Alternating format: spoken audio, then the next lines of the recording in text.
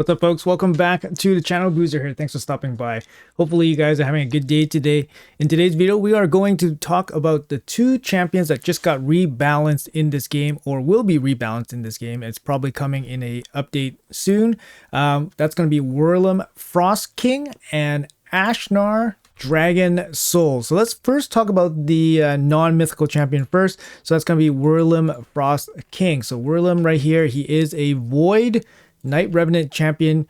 He was a champion that you could got from the first and only battle pass way back in the day. I don't even remember when that was, 2020 maybe.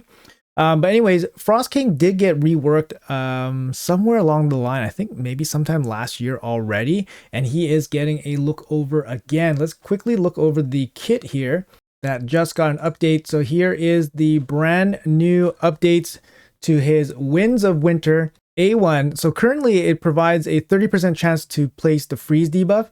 In the future, after the rebalance, this debuff will no longer be able to be resisted. Now, this is pretty nice, obviously, foregoing the accuracy check on the A1. That's a significant buff. However, it's still only a 50% chance when fully booked to land a freeze. So it's not like hard CC or anything like that. But of course, the accuracy check being gone, it's a big upgrade. And the second condition is also upgraded as well. Places a perfect veil buff on the ally with the lowest HP, with the lowest HP for 2 turns. And that will happen unconditionally. Currently, there is a condition for placing the perfect veil. In the future, after rebuff, there will be no condition. So always placing the veil, always irresistible debuff. Massive upgrade to his A1. Is it good enough for a Void Legendary?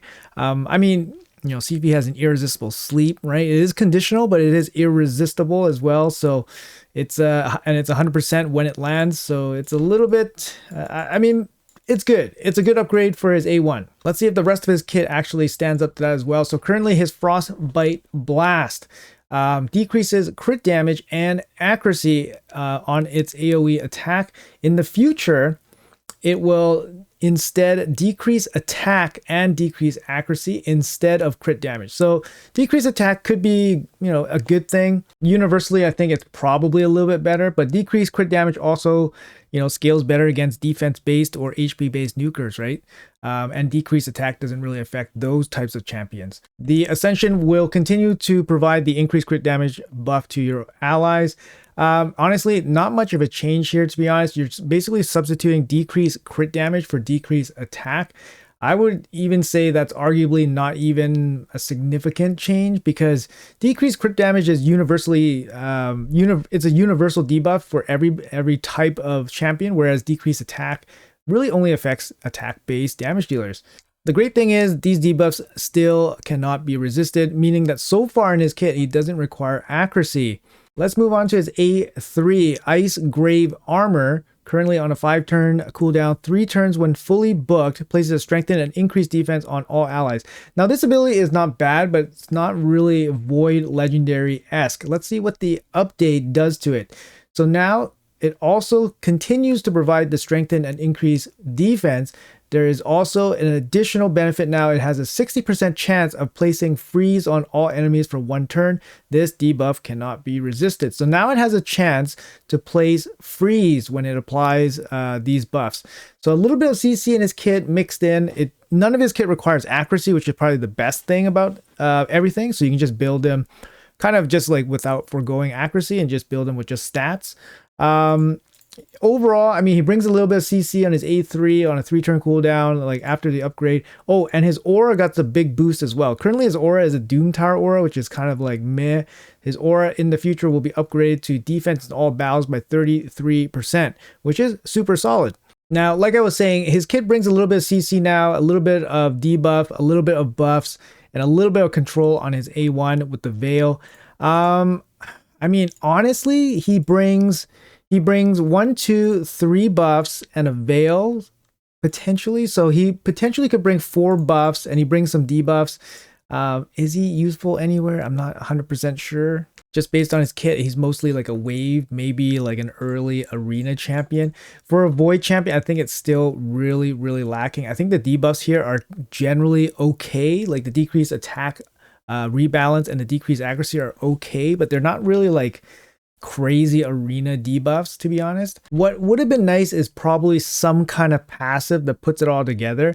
Right now, he really doesn't feel like a Void legendary. He got better, significantly better. He doesn't need accuracy or anything like that. He got significantly better, but I mean, he doesn't really feel like a Void legendary, to be honest. So unfortunately, Frostking for me is still going to be a Vault champion. I don't have this champion. I don't want this champion. But yeah, if I had him, I think for my roster, he would 100% be in the Vaults. Let's move on to our next champion that just got balanced. And this one, I think a lot of people are crying out loud really, really hard for him. And it's Ashnar Dragonsoul. So currently there's absolutely, I don't think there's absolutely any use for this guy. And whoever has gotten this guy has cried like nonstop about their bad luck and how they drew this guy for their mythical champion. Anyways, after the update, he actually looks significantly better. Bear with me, guys. The infograph doesn't show all his skills, so we're going to have to touch upon his skills here. So his A1 Ignition Arc currently is a triple hit, has a chance to increase duration of HP burns. In the future, it still is a triple hit, which is a good thing. Each hit has a 50% chance of increasing the duration of all debuffs on the target. So it becomes all debuffs, no longer just HP burn. The percentage also goes up to 50%. And then each hit has a 100% chance to increase the duration of HP burn. So no longer 25%, it goes up to 100%. Now that's like a significant boost, right? You go from 25% chance to increase the duration to 100% chance, and you add a 50% chance to increase the duration of all debuffs on that one target. So this A1 is like, you know, a killer A1 for like against clan boss, for example, just an example out there, single target boss, right? So his A1 gets a massive improvement. His Pyroclast Storm remains the same. So this is where he AoEs and instantly activates all HP burn debuffs on all enemies with the turn meter boost, and then the resistance reduction and the resistance increasing on allies. So this move doesn't really change. I felt like maybe this move probably needed to apply HP burn as well, but it does instantly activate, and they felt like maybe they doesn't need a change. So his A2 remains unchanged. His A3 also is unchanged. So this ability places the weaken and HP burn for 2 turns. Also places the HP burn on all allies and then a turn meter fill. So I think that problem with Ashnar is that he requires 2 moves to do this. You have to place the HP burns. So that's 1 turn. And then you got big turn meter boost with a 30%, and then you activate the HP burn. So yeah, it's a little bit interesting base form kit. Both of these did not change, so player probably felt that these are fine, or his base form is fine.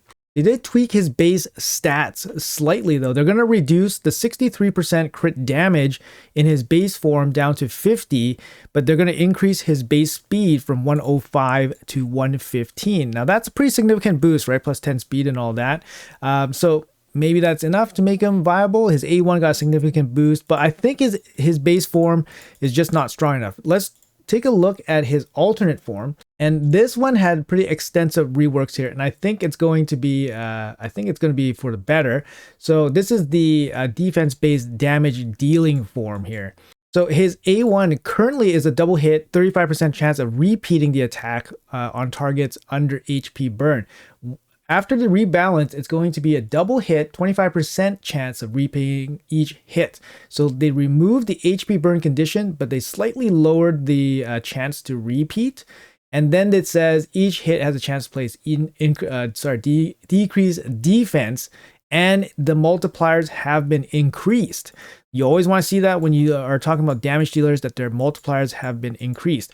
Now, sometimes player does go a little bit, overboard on the multiplier boosting. Like, take a look at what happened to Sigfrid, for example. So maybe this instantly makes him viable as a damage dealer. Taking a look at his A2, Magma Geyser. So currently, it's a single target hit. The initial hit under HP burn debuff will repeat on all enemies. This repeated attack will ignore 20% of each target's defense. So it's a double hit on one target, and then the AoE second hit is 20% of each target's defense ignored.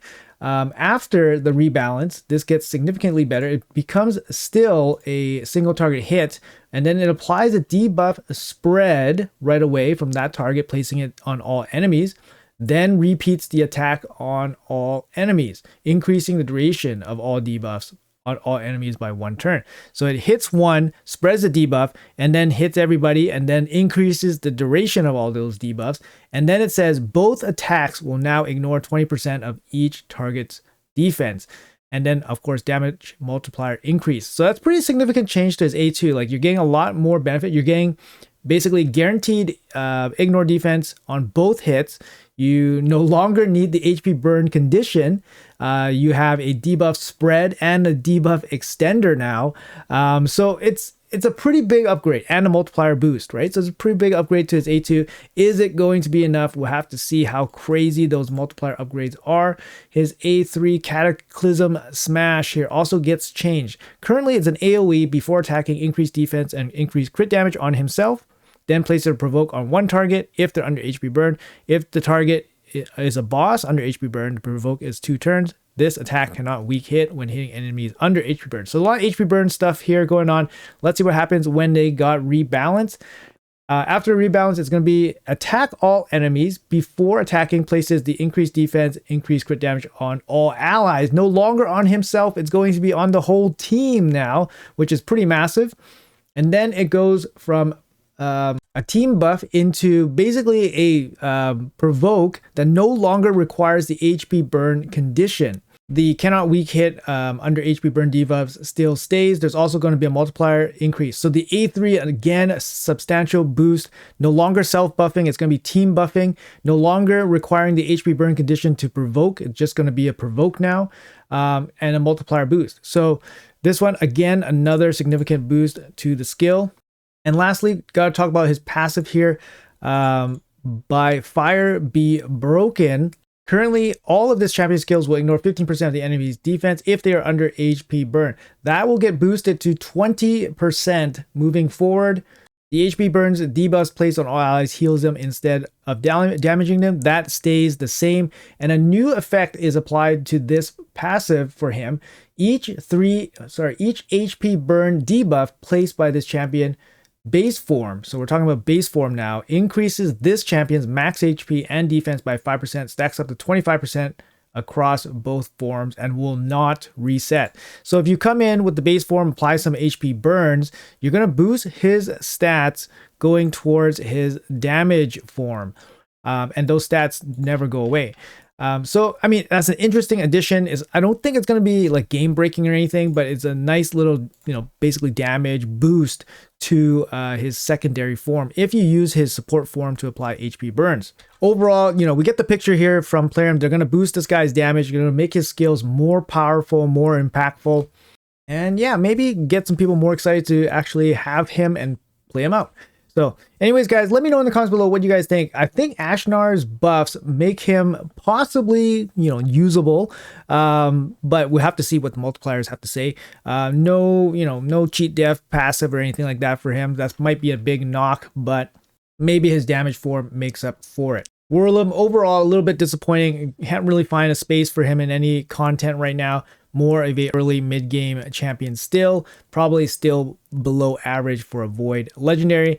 Let me know in the comments below what you guys think about both these champions and their rebalances. Hopefully you guys have a great day. Thanks for watching, and I'll see you guys in the next one.